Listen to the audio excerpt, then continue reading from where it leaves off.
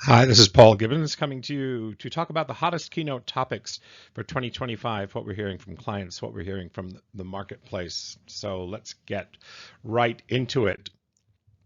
In 2024, the hottest topic by a long ways was artificial intelligence.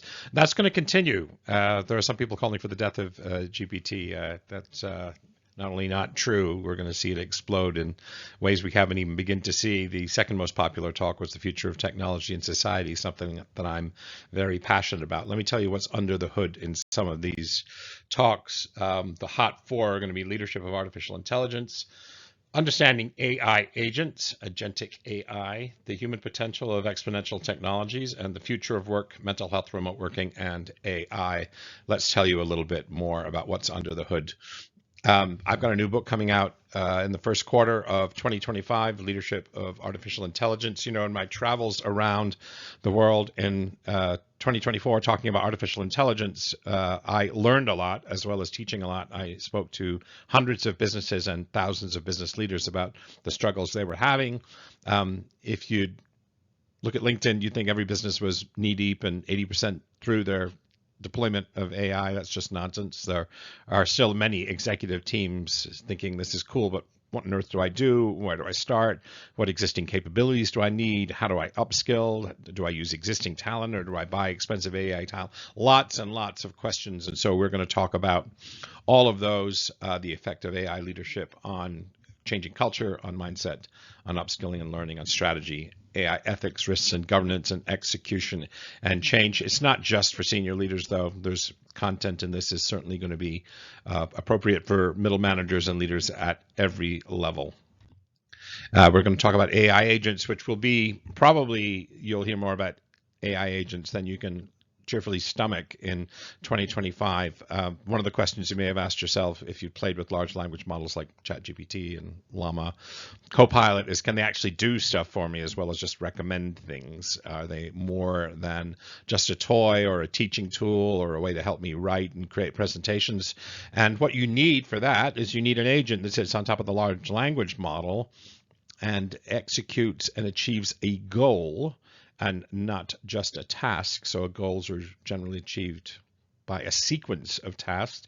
You want the AI to be able to remember the context, why you're doing what you're doing and what the goal is through all of the tasks that that's executing for you.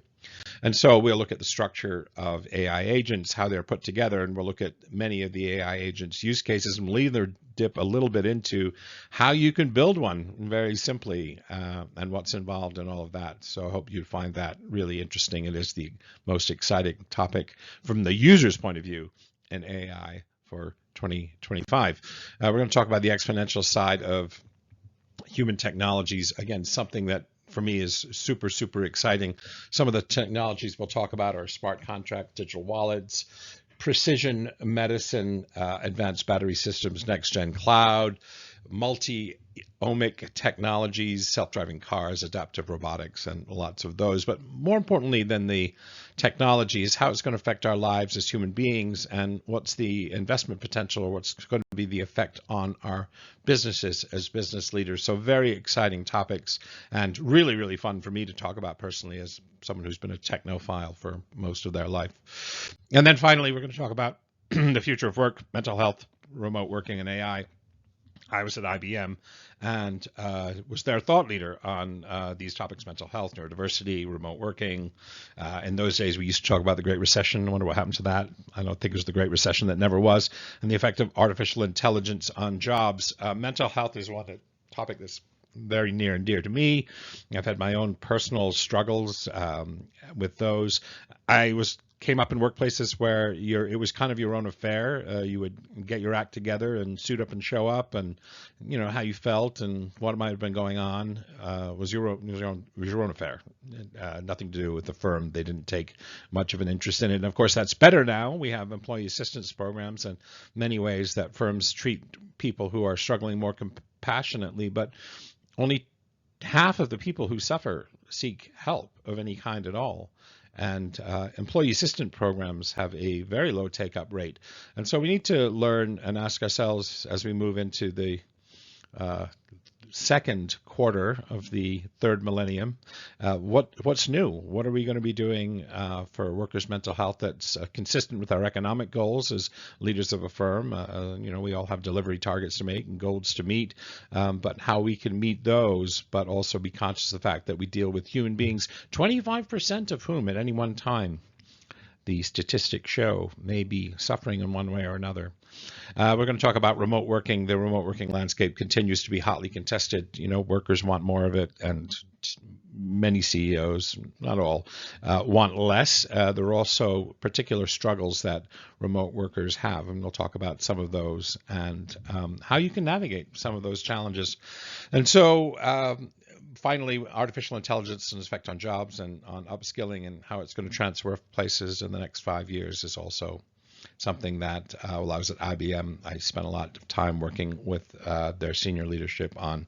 So I offer those 4 topics to you. I hope they sound of interest to you. I look forward to hearing from you if you're interested.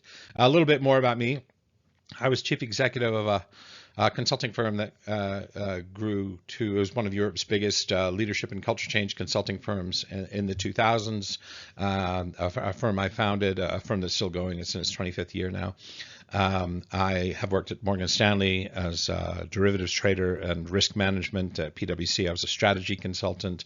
And at IBM, I was their thought leader in their global billion-dollar talent consulting practice. I've been a professor at the University of Denver, professor of business ethics. I've also taught at the University of Wisconsin, the University of Surrey in England. So I've always dabbled and stayed close to the academic side of things, but I've been a businessman for, good golly, 40 years now. I've written 7 books. The 7th one will be out in the first quarter of 2025. But most of the books are on organizational change, culture change, and leadership. So those are my creds. I look forward to working with you. I enjoy meeting new people and working with new clients. And I hope these topics are the sort that will make your next event a smashing success. Thank you.